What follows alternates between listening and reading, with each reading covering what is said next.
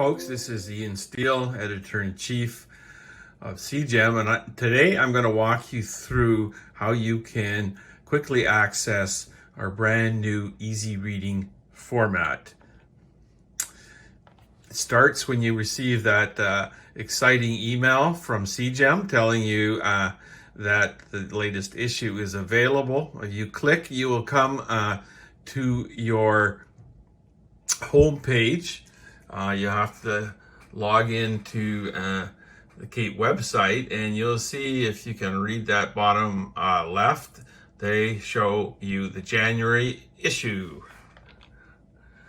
You click on that and it will quickly take you to this home page of the Easy Read version.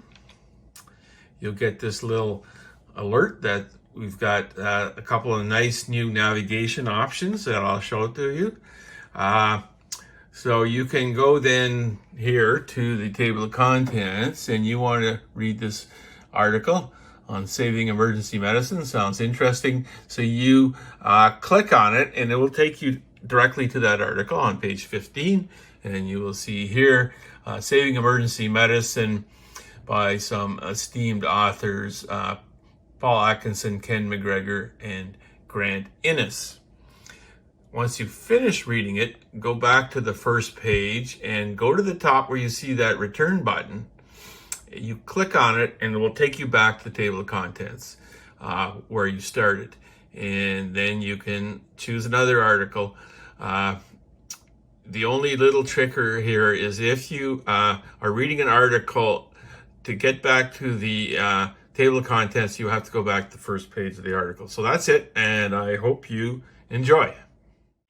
Thanks very much to Dr. Steele for how to read all those great articles in CGEM.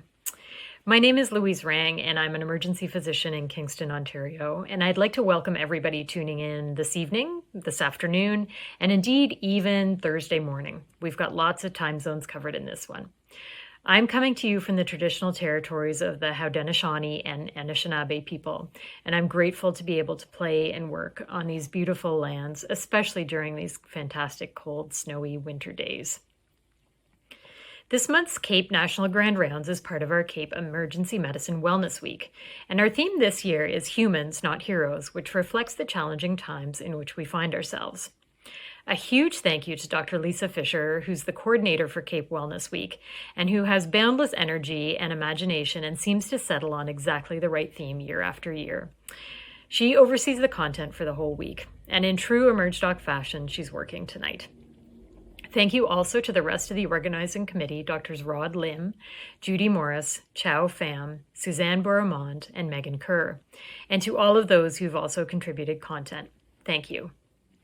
If you haven't had a chance to look at the videos from Monday and Tuesday, make some time to go to caep.ca to check them out, but not right now because we have a great talk coming your way.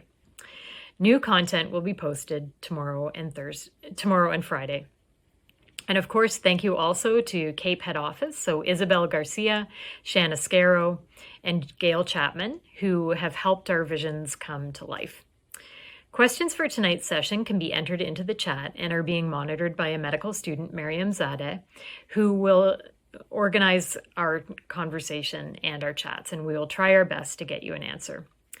CAEP's Scientific Committee has reviewed the speaker's conflict of interests, and they're shown on this slide. Okay, on to tonight's main stage. It's my great delight to introduce our keynote speaker, Dr. Eve Purdy, who really needs no introduction. Many of you will know her from her publications or lectures, opinion pieces, or blog posts. Eve is currently a consultant at the Gold Coast University in Australia, and having completed her residency in emergency medicine at Queen's and an MSc in applied anthropology from the University of North Texas. Tonight, Eve will talk to us about the impact of EM values and culture on team performance. And appropriately self-referentially, she will work with a team of Australian colleagues to illustrate her points. Eve will introduce the team shortly. I happen to be lucky enough to know Eve from her time at Queen's and can say that she's left us all just a little bit richer for having been here. One of Eve's regular pieces of wisdom that would come up in rounds or simulation was for us to name the dynamic, to put words to those feelings that we were noticing in that very moment. And for many of us right now, during these COVID times, the dynamic is one of exhausted, worn out, edgy, uncertain, fatigued, done with COVID. It's been a truly hard couple of years. But it turns out that this talk might be part of the antidote to at least some of these feelings. Eve has a unique ability to cultivate a sense of wonder and awe about our specialty, and indeed our profession as a whole, that's simply just restorative. Eve's unfailing hope is that we can always be better, perhaps just 1% so, and that we owe it to ourselves and our colleagues just as much as our patients to realize this. Eve's work integrates wellness, QI, simulation, and team dynamics into a near-perfect marriage, and it's infectiously rejuvenating. So, Eve, I'll name the dynamic excited and appreciative. Thank you. I'm thrilled to be here today, and I'm presenting to you from Australia. I'm on the land of the Yugambeh people, and I'd like to pay respects to the traditional owners of the land and their leaders, past, present, and emerging.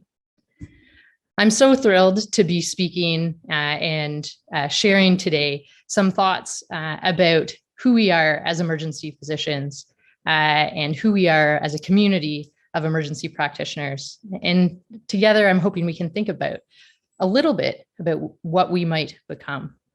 I'm going to start by asking you to take about 30 seconds. You can do this on your own, or if you happen to be in the same room as some other people. I'd like you just to think about what is emergency medicine.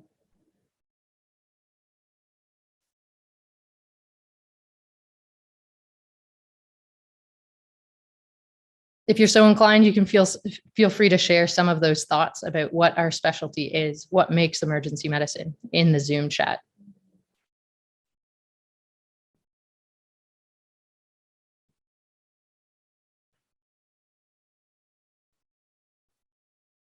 Now, I've spent a fair bit of time thinking about this exact topic. What is emergency medicine? What are our values?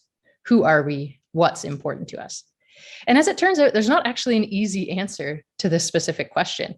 Even if you go onto the CAEP website, there's not actually a definition of what emergency medicine is.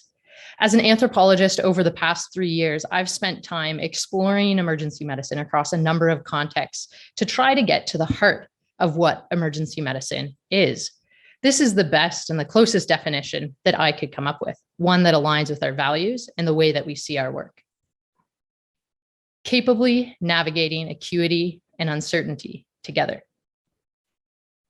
It's a pretty simple definition, but we're going to break it down. We might go to the easiest word in this whole sentence, acuity. As emergency physicians, we really value looking after the sickest, the most critically unwell patients. We're pretty good at it. We also like and think we're well positioned to look after patients that may not be as sick, but who need some immediate medical needs and need to be connected with services quickly. We're also pretty good at that. Uncertainty is a really important and central part of our work. Often, we don't have the right answers. We're making decisions with limited information, and we're doing our best. We know that we may not be perfect, and we're actually pretty okay with that. When we think about what it means to navigate all of this, well, that's where things start to get a little bit different. We navigate care paths for individual patients. Somebody comes in with belly pain and we decide that they need a CT scan. We all know that sometimes that can get a little bit more complicated than it seems. We navigate the system for our patients. The system is becoming more and more complex. And emergency physicians are at the heart, at the center of connecting the dots for our patients who need us to. We do all of this while balancing the resources that are available at the system level. We see navigation as an important part of our job. We do all of this, acuity and uncertainty and navigation, we do this together. We do this with other people in our emergency department, the nurses that we work with, the respiratory therapists, the porters. This is our emergency medicine team. It feels like a family. We do this with other people in our hospital. We build relationships with our colleagues in other departments and in other places. They're a critical part of doing this together. And perhaps most importantly, we do this with our patients, and we do it with their families. We navigate uncertainty and acuity together. So where does this qualifier come from? Capably. Why does capably find itself to the beginning of this sentence? Well, capably is there because it turns out that emergency medicine is a part of our self-identity. Being able to navigate acuity and uncertainty together is a part of who we are.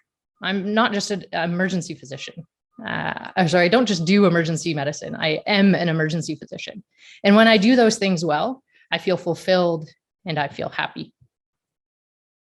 So when I walk into my emergency department every day, I'm expecting and I'm hoping and I'm inspired because I think that I'll be able to capably navigate acuity and uncertainty together. And when I can do that, it is a great shift. The reality, though, is that it's starting to not feel like that all the time. Sometimes we head into work and it feels like we're barely managing increasingly complex and we're shouldering relentless uncertainty and we're not doing it together. Heck, sometimes we're even doing it intense. This is not the same as the idea of what we have, of who we are.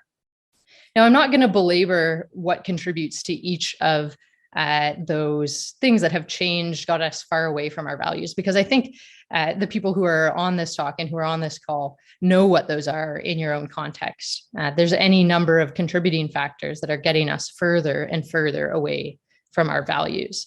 And that's the real problem. I want to introduce to you this term called value incongruence. Basically, that means that the way that we are doing our job is very different than the way that we hope to do our job. And this is more important than it just being a subtle difference. It gets to the heart of what makes us think that we are practicing emergency medicine.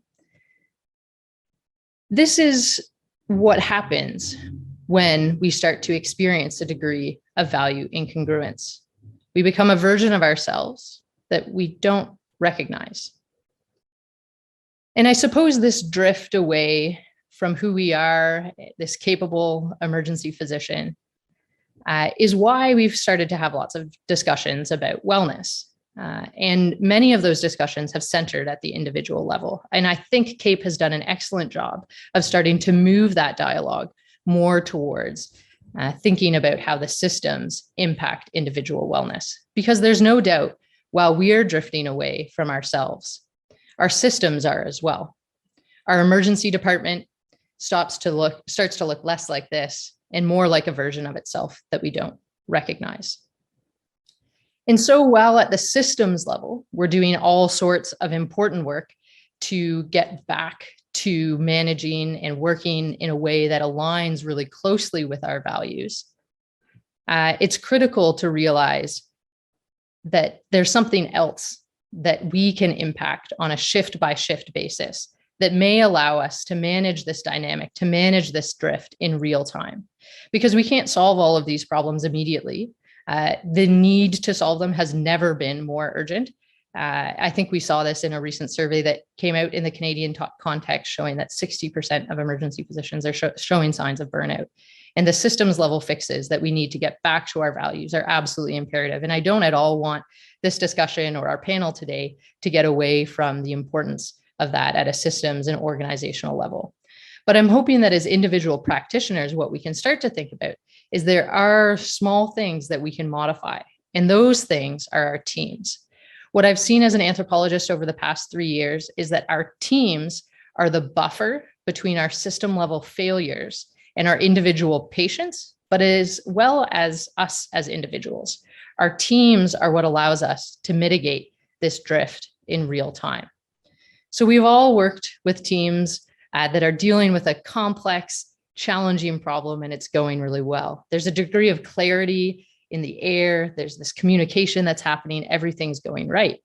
But we've also worked shifts where we start to drift a little bit away from that. It might even be on an hour by hour basis that our teams have clarity. Perhaps they look nothing like we want them to, and somehow we find a way to drift back. We find a way as teams to capably navigate acuity and uncertainty together. Our teams are at the center of this on a shift by shift basis. Our teams have the ability to manage navigate acuity and uncertainty together. And so I'm hoping that what we can think about today is our teams as this buffer. They're really this protective mechanism that we have right now in the barrage that is emergency medicine, that while we sort out all the mess, we can focus on, and we can actually mitigate and impact each and every shift that we're on.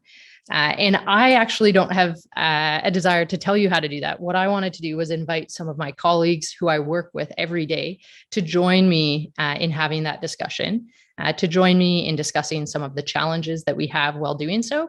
But more importantly, to think about the things that they do when they show up to work in a challenging environment to help their teams be the best possible buffers that they can.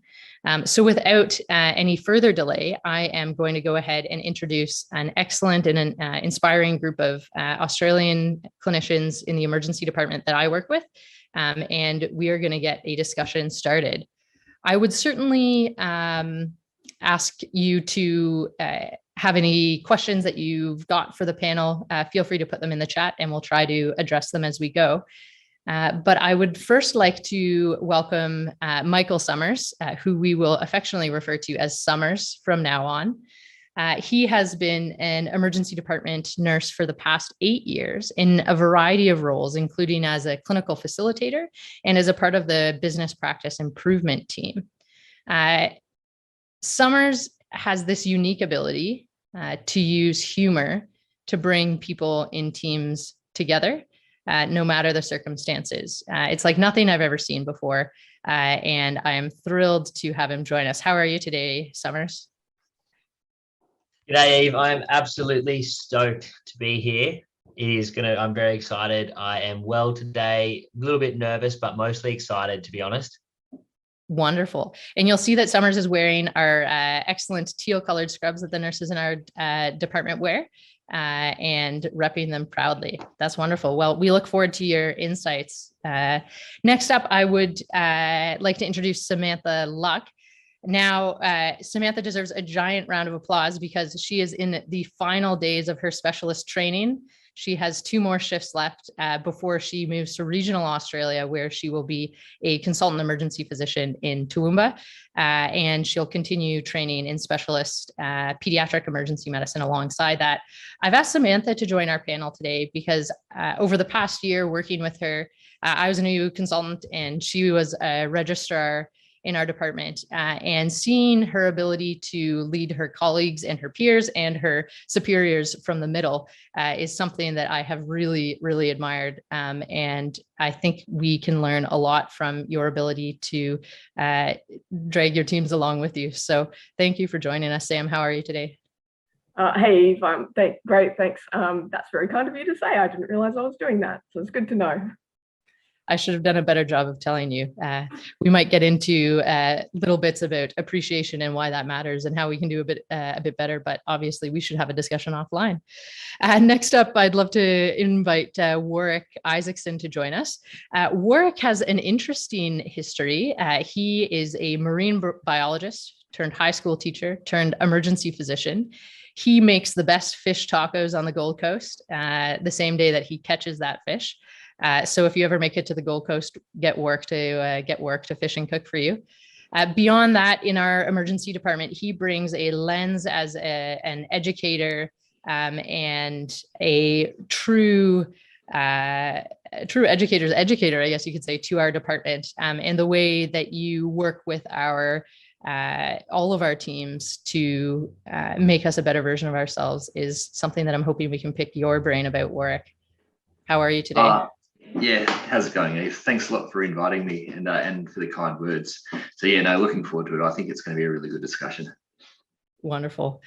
And next we have Parissa Cresswell joining us. She is one of our emergency department nurses as well, who is starting to dabble in some research specifically related to what makes people happy and satisfied in their job and able to do their job as best as possible. She is the proud owner of a couple of dogs, and I see a new kitten as well, so that's exciting. But I've invited Parissa on our panel because there is nobody in our emergency department that has more enthusiasm and energy and ability to draw people into a shift regardless of what is happening on the floor. And I'm hoping we can figure out how we might be able to channel some of that today, Parissa. Does that sound good? Yeah, g'day, mate. Bloody stoked to be here. I think this discussion is going to be ace, and yeah, I'm really keen for it. Wonderful. We may get work to translate a few phrases for us along the way, but I think what I heard from their Parissa was a lot of excitement about joining some Canadian colleagues. So we will invite our final panelist here, who's Victoria Brazel. Some of you may know she is a professor of emergency medicine and the director of the simulation service here.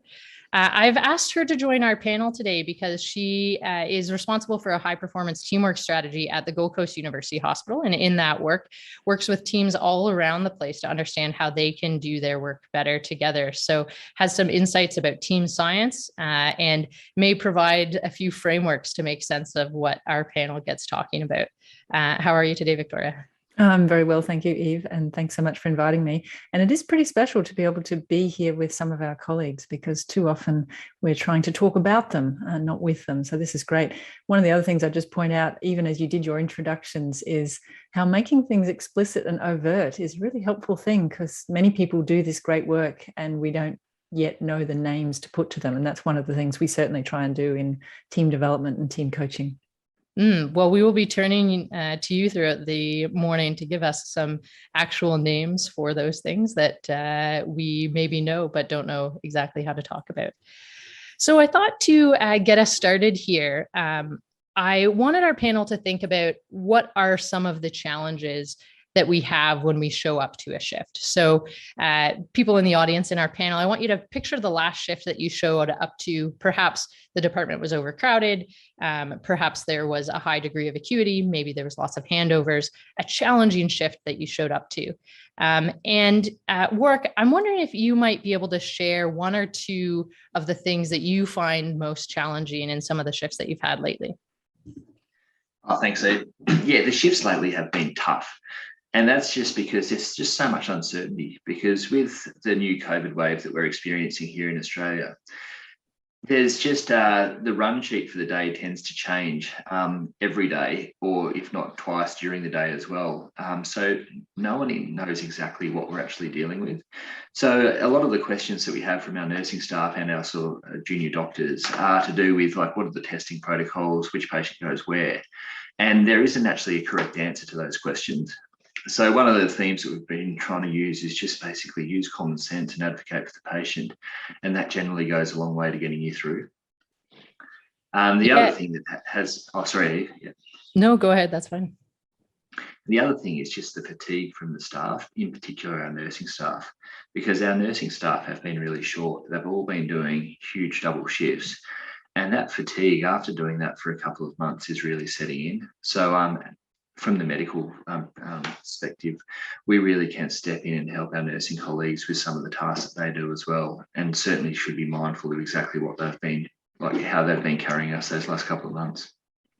Yeah, and before we dive into all of that, I guess just for some context for our viewers back in Canada, we recognize that we're in a bit of a privileged position in that we have had a different experience with COVID than has been the case in Canada over the past 2 years, really.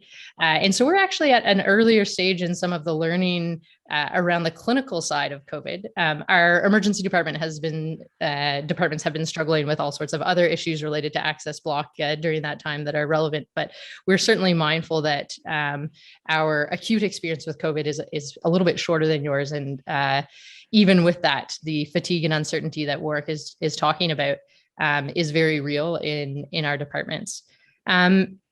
Summers, from your perspective, Warwick said a few things about nurses here. What are the challenges when you show up on a shift? Yeah, I appreciate what Warwick said, and I all think it's very relevant. It does tie into what I've kind of identified quite well too. Some of I guess I have a bit of a double prong fork here. Kind of my issue is a lot of, because we're moving those goalposts possibly daily, and sometimes, as he said, twice in the day, how are we prioritizing our care, and how are we managing the expectations of those other people that at one stage and at the start of the day were our priority. But now they seem to have shifted to the back, and we've paid attention to a different cohort of presentations. And maybe those people that once were told, we're going to see you in this special area, I apologize for moving you here, they get left there and not moved to the new area because we've changed our goals. So I think that's one of the things that I've identified recently that comes up.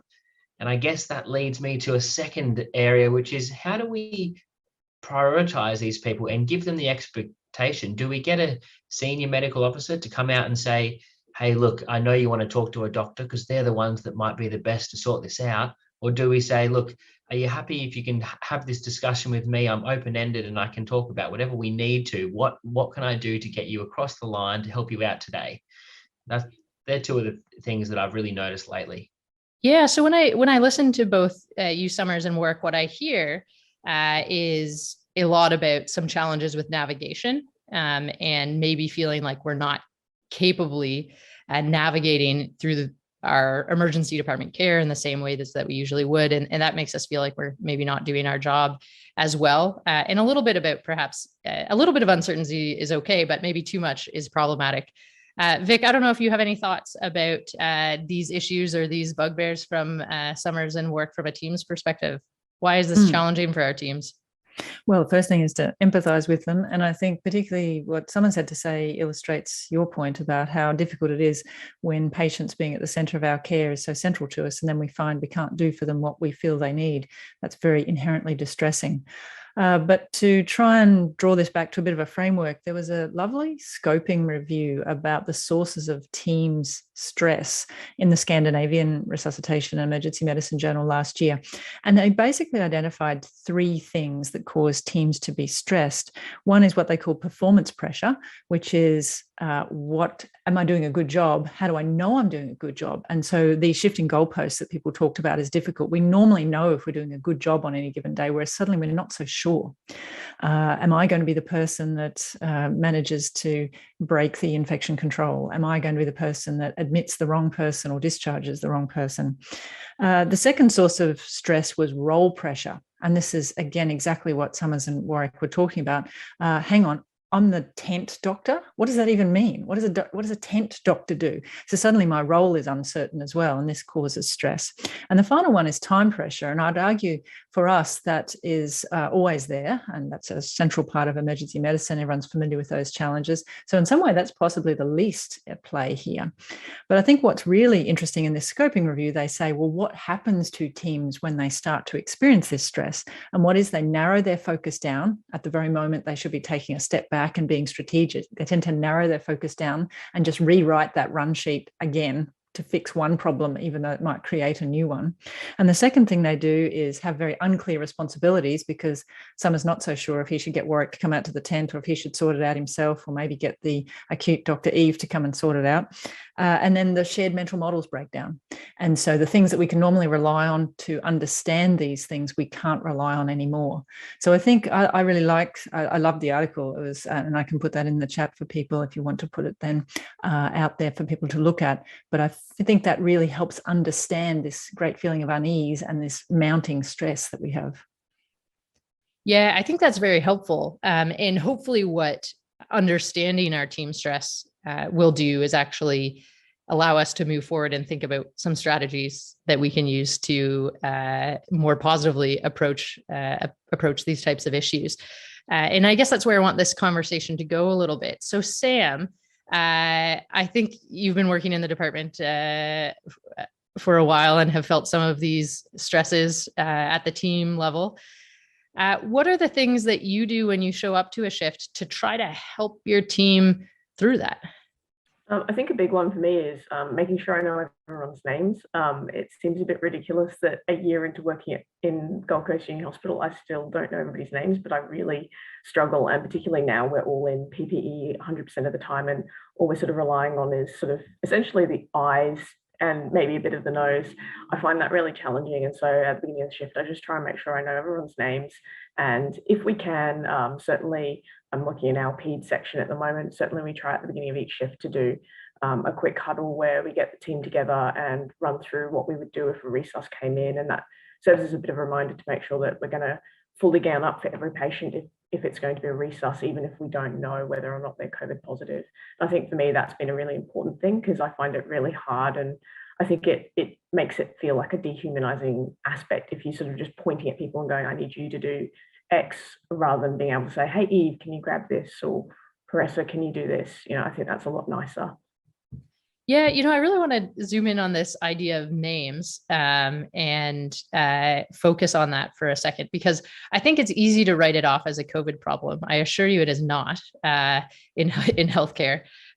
Certainly before PPE, we have not done a great job of actually knowing people's names and knowing who's on our team.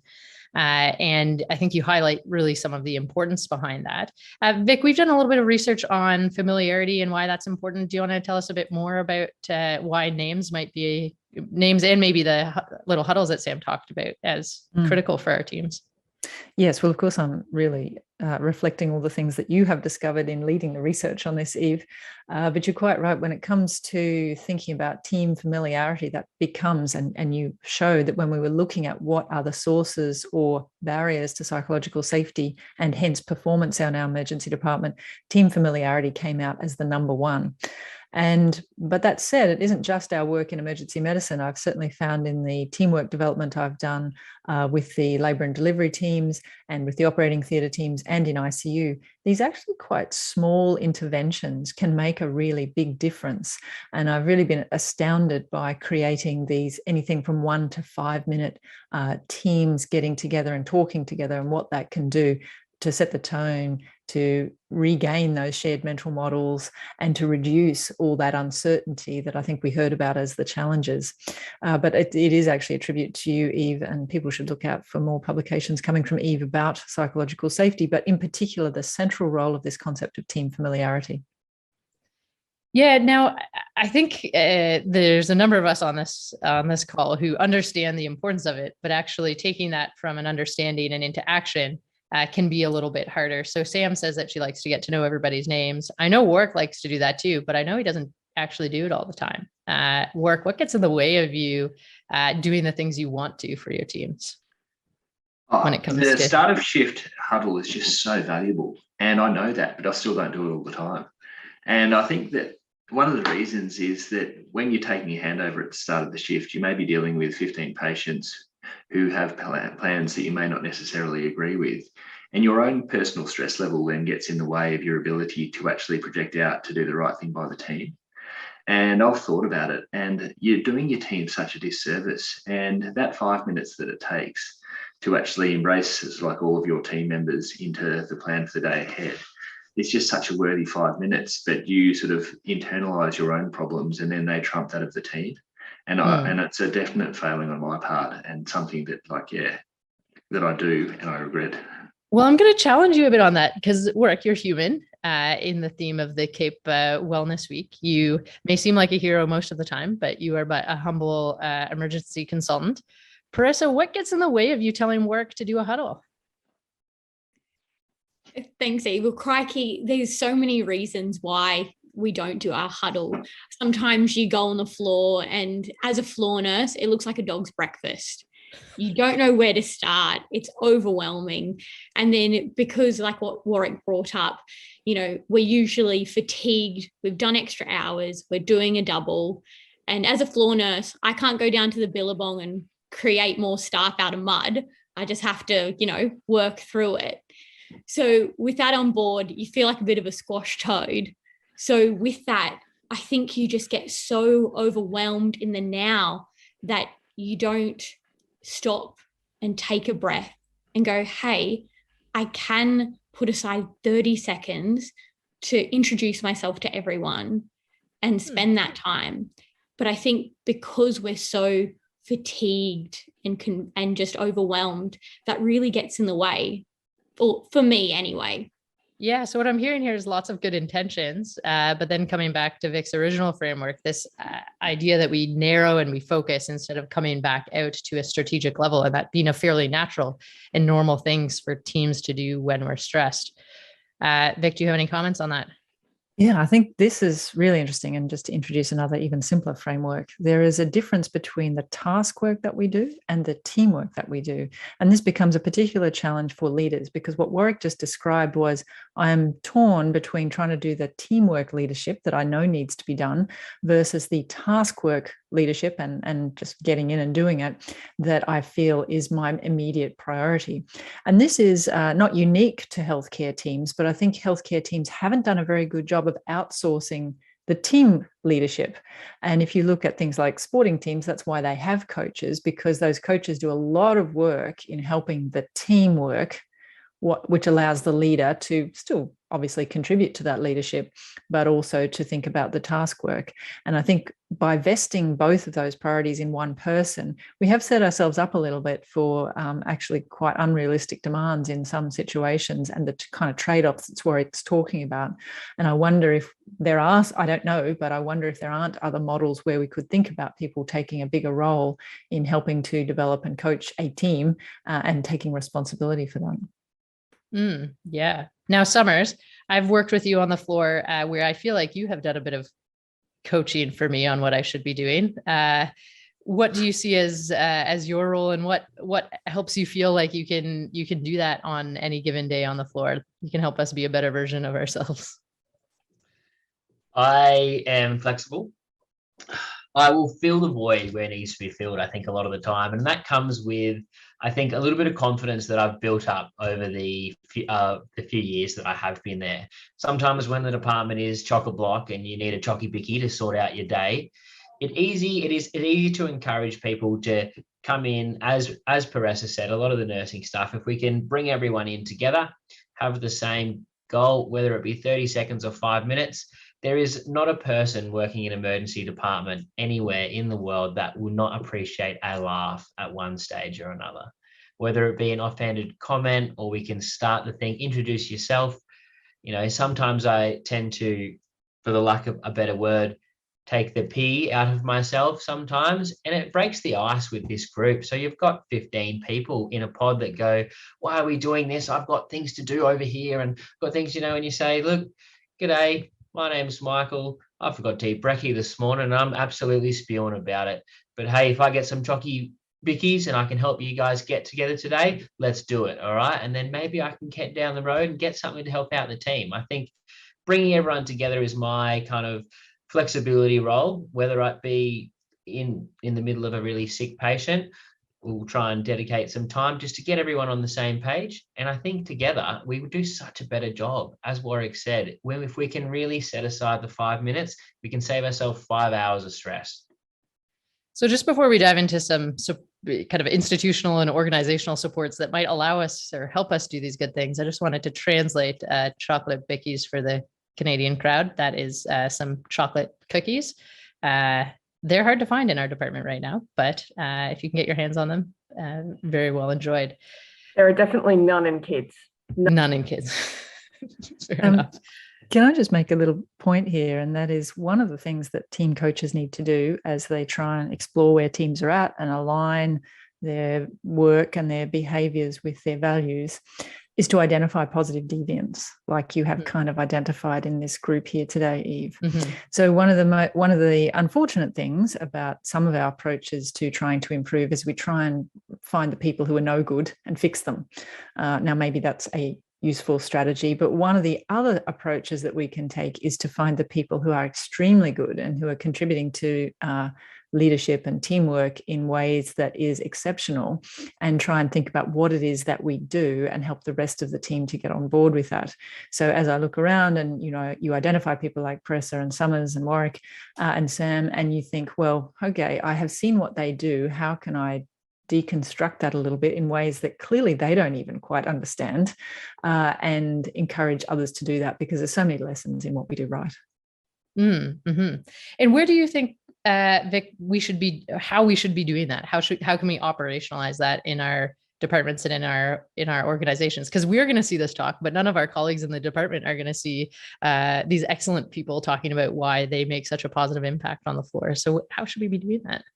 Yeah, I think there's two ways. One is to have the language, and the second is to have the conversations.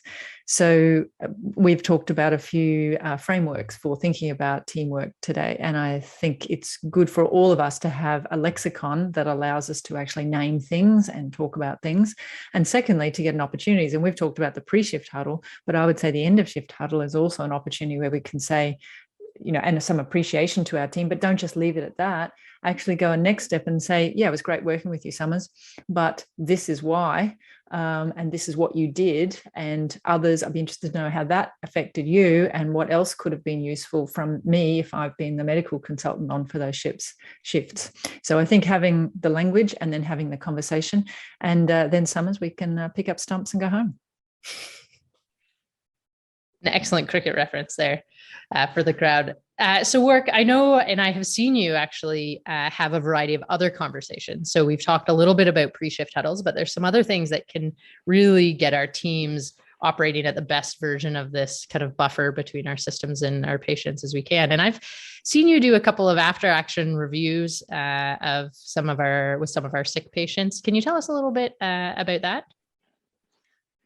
Yeah, so for the after action reviews, that has been largely from stuff that I've learned through watching simulations and debriefing them with Vic, and understanding that, like, when people are involved in a resuscitation, they have such a narrow view often of what's gone on that their own sort of small piecework involved in the overall complexity of the case means that they can often not appreciate everything that has happened. So that understanding that an after action review primarily is a sense making period for everybody has really helped me reframe the way that I approach it. And now with the after action reviews, what I want to do is firstly give everyone an opportunity to just summarize and get on the same page, and then allow individuals with their own individual perspective of it to then sort of like have a voice, be able to raise any kind of concerns, and then debrief from their own perspective. And to give an example of that, I was involved in a resuscitation with Vic for a young patient who actually passed away. And 2 weeks after that, one of the wardsmen came up to me and said, "Oh, look, I'm really sorry about what happened with the ultrasound machine. The one that was normally in that room ran out of batteries, and that's why it took me longer than expected to get the other ultrasound." And his personal interpretation of that resuscitation was that this patient may have died because someone had forgot to plug the ultrasound machine in and it took him too long to get it to the bedside. And that had no bearing in the case whatsoever. But he spent 2 weeks thinking that over and wanted to try and seek us out to apologize for his perceived deficit. And that a good after action review would have given him a voice to actually raise that then and just reduce that morbidity over the next couple of weeks. Wow. Yeah. Thanks for sharing that story, Warwick. I think that gets to the heart of one, thinking about our teams fairly broadly. I know here we have emergency physicians and nurses, but there are more people that make up our team than that. And two, this link between our conversations, the sense that people belong, and then also their performance. Because I think the other thing that conversation could raise is, well, why do we have a problem with our ultrasounds? And is there actually something that we need to fix related to that? And maybe, just maybe, this wardsman has a great idea that will make our environment more functional and more useful. And so the worry that I have sometimes with these conversations is that it's talking about very kind of light stuff, but it gets at performance and us doing our job as good as we can. Vic, I don't know if you have any comments about navigating conversations that some maybe perceive as light and fluffy, but really are at the heart of doing our job well.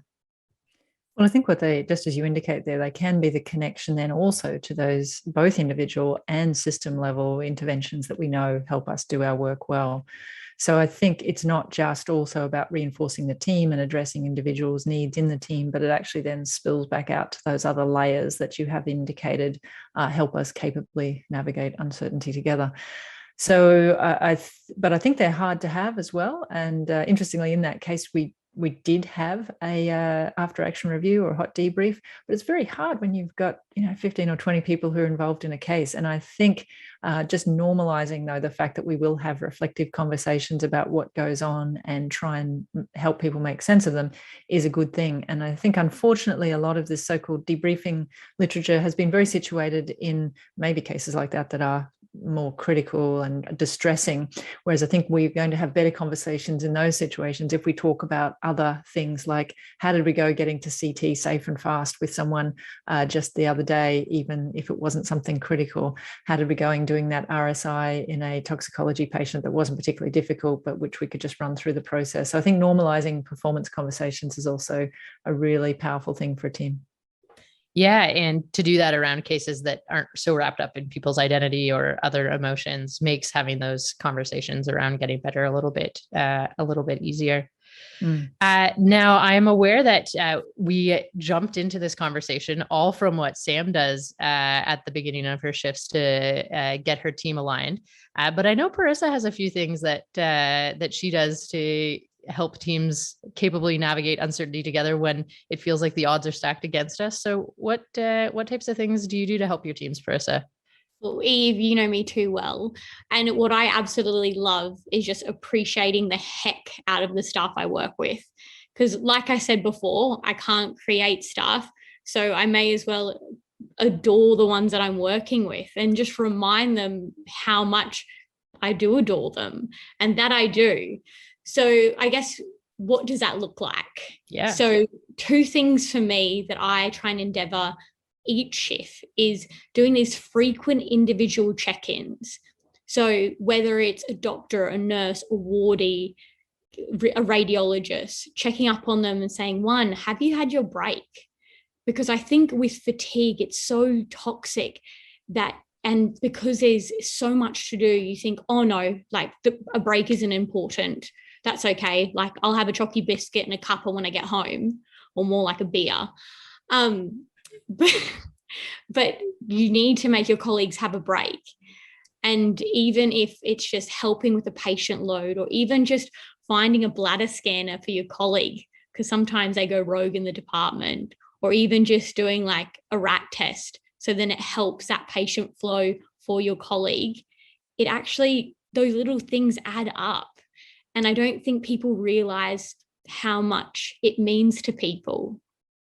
And I think my fair dinkum favorite thing to do, and you know what's coming, I think all you guys know what's coming, is personalized positive feedback. I absolutely love pulling people aside and telling them not just that they're ace, but why they're ace, why this shift that was so important to me, and how I probably couldn't have done it without them, and how much I appreciate them as a work colleague and as a friend. And I think, I know a lot of people think, oh yeah, that person's really nice, but why don't you tell them?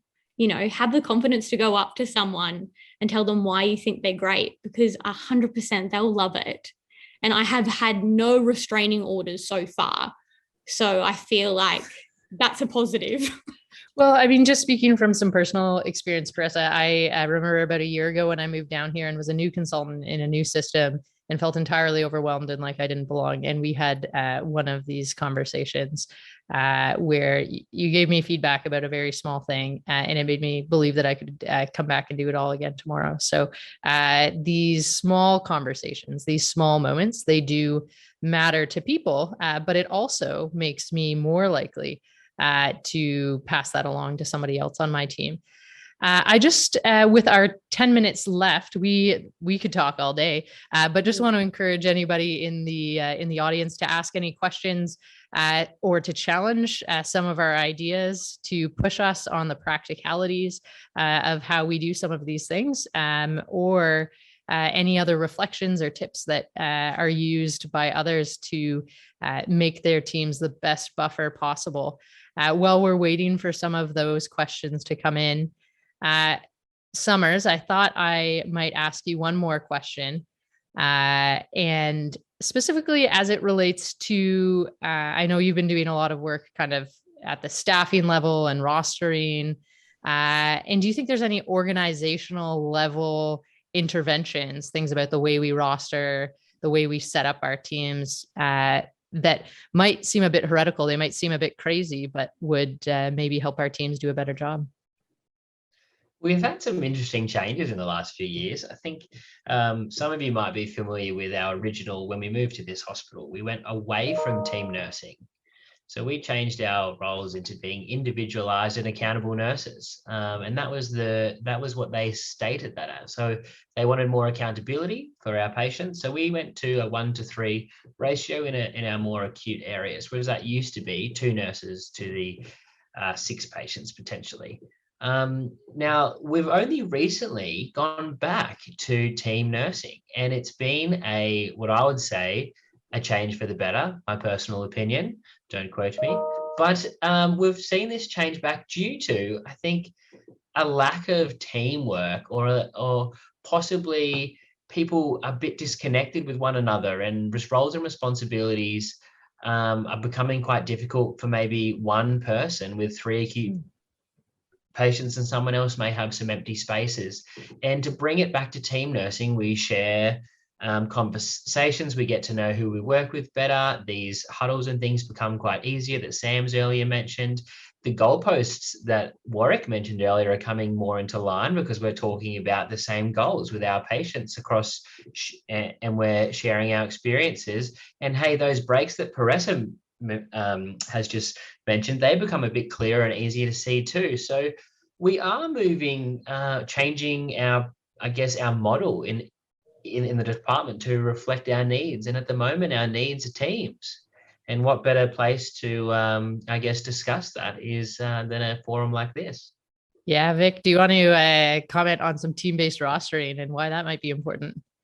Well, I guess it does go back to just, it's much easier to create that team familiarity and all that uncertainty that we were talking about right at the beginning. You can remove some of that if you're used to working with people for a block of time, for a block of shifts, whatever it is. That is probably going to be structurally so much easier than to get that shared mental model on any given shift, because you've got some things that you can rely on that will be shared, almost micro values within that team. I am just cognizant also of a couple of questions that have come up. Thank you very much to everyone. Hello, Carrie Samsel. There's actually some themes in there about what's the practicality of doing this. How do we fit it in when we're so busy, or actually when you just don't feel like it and you haven't got the energy to be able to get. And I agree, it's an insightful question, because actually sometimes you do feel like that.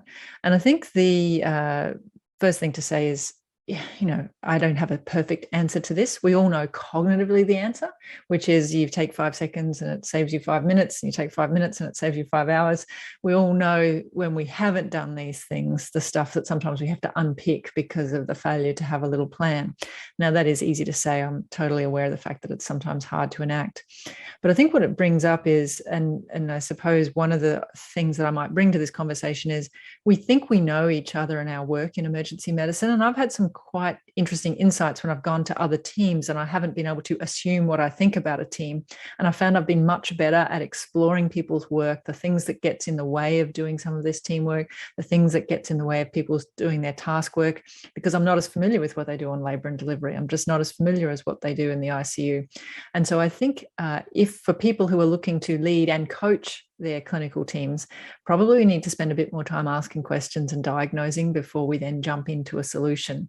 And I think it's very tempting to say, oh, here's the recipe for great teamwork on a shift. Whereas I think what we should be doing is spending a bit of time as a coach really trying to understand what are the disconnects between those values and our practice, what are the things that people need to do their job well, and what are the things that do get in the way of that teamwork on a shift before we then start prescribing interventions. I think the principles of what we've talked about today are fantastic, but I also think there's a couple of other challenges in there that lend themselves to listening as well as talking.